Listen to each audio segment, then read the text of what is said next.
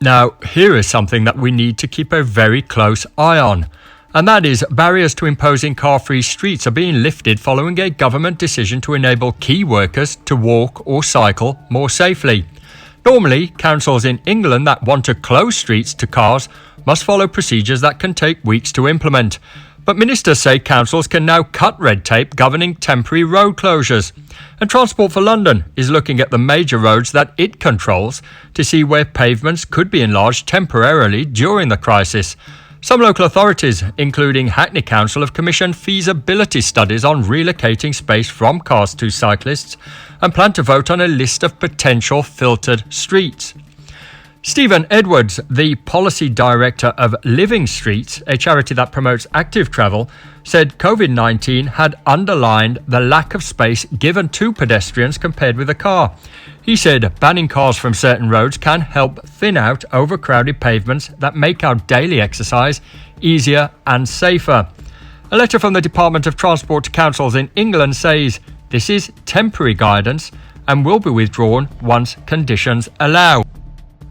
And this, listeners, is where our concern should lie. Whilst I don't have a problem with the policy per se, even though I haven't seen any pedestrians or cyclists jostling for space on our near empty streets, my fear is that certain local councils will use the pandemic to roll out these schemes permanently by avoiding the usual scrutinising processes.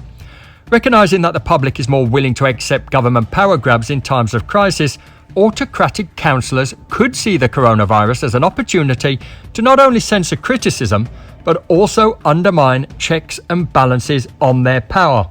Much as the war on terrorism was used to justify certain long-lasting restrictions on civil liberties, so the fight against the coronavirus threatens longer-term damage to democratic rule.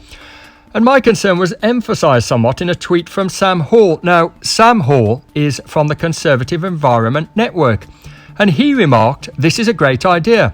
The government is now making it easier for councils to close roads to cars to make cycling and walking safer during lockdown. And this is the point.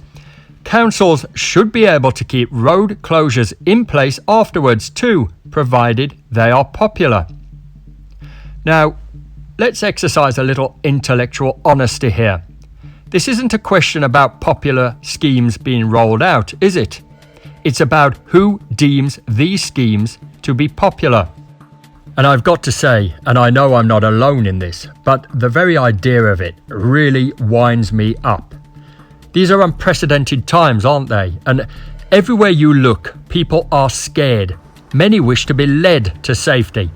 And we shouldn't have to deal with wannabe power grabbers who are looking to use the coercive tools that they have always craved in order, they say, well, disingenuously at least, to protect the public, and who we know are delighted, absolutely delighted, to have such a respectable excuse for banning motor vehicles. And this will, of course, if they put physical roadblocks in place, prevent taxi access. Also, we must remember that the restriction on access will be an impediment to those who have mobility issues, forcing them to use costly and time-inefficient routes.